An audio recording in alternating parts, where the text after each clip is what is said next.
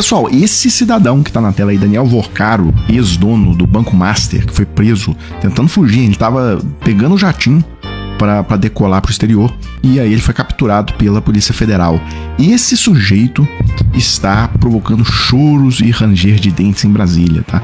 O primeiro nome é Ibanez Rocha, pode ser preso em função desse cara. Tá? Outro também que está na reta é o governador do Rio de Janeiro, Cláudio Castro. Bem, para quem não está sabendo ainda dessa história, esse cara cometeu uma série de crimes financeiros em transações com o BRB, que é um banco estatal do governo do Distrito Federal, tá? Comandado lá pelo aliado do Bolsonaro, Ibanez Rocha. Então, essa operação vai chegar no Ibanez, inclusive os diretores e o presidente do BRB, indicados pelo Ibanez, já foram afastados. E não foi pelo Ibanez, tá? Foi afastado pelo juiz dessa operação, que chama Compliance Zero. E o outro que pode dançar é o Cláudio Castro, tá?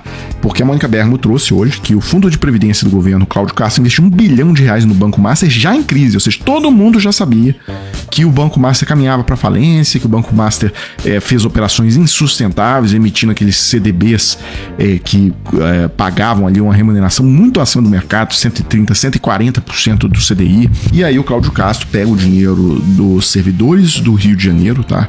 E coloca numa negociata dessas, tá? Uma coisa animalesca, digamos assim.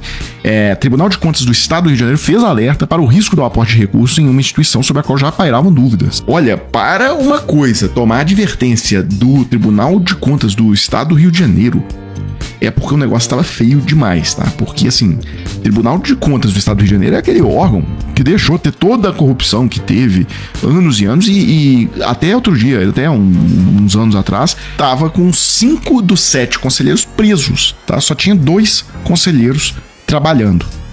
Então, você conseguir levar uma advertência de um órgão desse aí é complicado, né? É sinal que a coisa já saiu completamente de controle.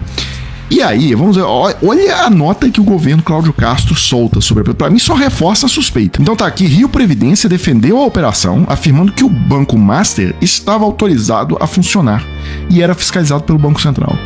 Olha, isso aqui é inacreditável, que venha esse tipo de justificativa, ou seja, todo mundo na imprensa já falando da situação do Banco Master e o Banco Master já altíssimo risco de calote, inclusive expresso na negociação secundária dos CDBs do Banco Master.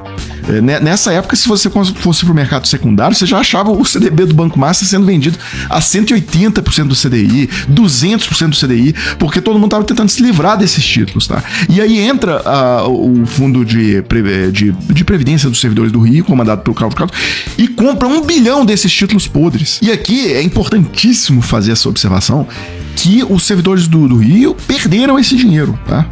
Porque as pessoas físicas, até o limite de R$250 mil cada CPF, ainda serão ressarcidas. Agora, esse tipo de investidor que colocou 1 bilhão e tal, ele não é coberto pelo Fundo Garantidor de Crédito. Então é o seguinte, esperemos em breve pelas delações premiadas, porque vai ter muita coisa interessante aí. Afinal, qual que era o interesse desses bolsonaristas, aí, seja do Rio ou do Distrito Federal? Por que eles tinham tanto interesse nesse Banco Master, com esse tanto de falcatrua acontecendo? Por que o Ibanez quis comprar esse banco? O banco falido, cheio de título podre, o Ibanez quis comprar esse banco. É tudo muito suspeito, pessoal. Bem, eu queria seguir aqui, porque com a prisão iminente do Jair Bolsonaro, pode acontecer hoje, inclusive, ou até o final dessa semana, Eduardo Bolsonaro gravou o vídeo desesperado e até em inglês para pedir ajuda lá para os Estados Unidos. My father is convicted for 27 years because of a crime that does not exist. Attempted coup d'etat with not even one shot, not even one weapon seized on January 8th in Brazil. But he got 27 years for absolutely nothing. E aí, essa canalice de falar que não aconteceu nada, tá? Dá até preguiça, né, de comentar, pessoal, mas eu me lembrei de um vídeo da Daniela Lima, isso que foi em 2019, ela perguntando ali pro Bolsonaro: olha, essa questão que você ganha nas urnas, ganhou a vida inteira, inclusive, tá? Ganhou todas as eleições de 1988 até 2018, ele venceu todas as eleições que disputou. Então, quando ele ganha, a urna tá ótima, tá beleza, ele acredita na urna. Quando ele perde, aí ele disse que é fraudado. Não, porque você não sai com o papel, né? Você deixa o papel na urna. Nesse caso, você sairia com o papel. Mas não, não sairia com o papel, não. Se o senhor perder, se o senhor for derrotado, o senhor vai aceitar o resultado? O sentimento que eu tenho nas ruas, tá, é que eu tenho muito mais votos do que até o Lula. Eu sou recebido de uma forma completamente diferente que o Lula foi em suas caravanas, em qualquer lugar que eu vá, em qualquer canto do Brasil. Isso é uma realidade. Percebam, pessoal, que ele não responde a pergunta da Daniela Lima. Tá? Ela perguntou, o senhor vai reconhecer, se você perder, você reconhece a eleição? Ele não responde. Ele começa a falar da questão de que ele acha que porque ele pagava ali 5 mil pessoas, o PL local levava lá 5 mil pessoas para participar de algum evento com ele, e aí ele acha que isso aí era a prova que num país de 200 milhões de pessoas, que ele levar 10 mil, que seja 100 mil pessoas, tá? Que ele levou pra rua, que isso aí significava alguma coisa. A aceitação é enorme para com o meu nome. O que o povo está vendo em mim é confiança, é credibilidade, alguém diferente dessas pessoas tem que se apresentar. Mas o senhor aceitaria a derrota como um resultado válido? As eleições, de qualquer forma, estarão sob suspeição. Vamos supor que eu venha ganhar no voto eletrônico. O outro lado vai arguir a suspeição. Mentira descarada.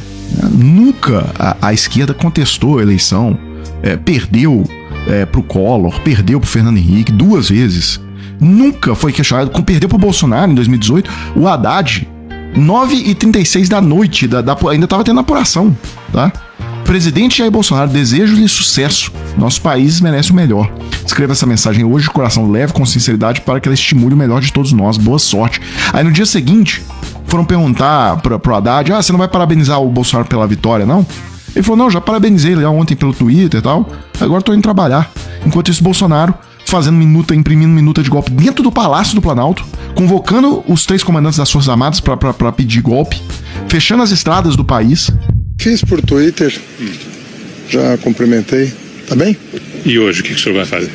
Hoje eu volto a dar aula, volto a ser professor, com 90 dias de licença, e fui pegar material para trabalhar. Bem, só para fechar com 2 coisas aqui, pessoal.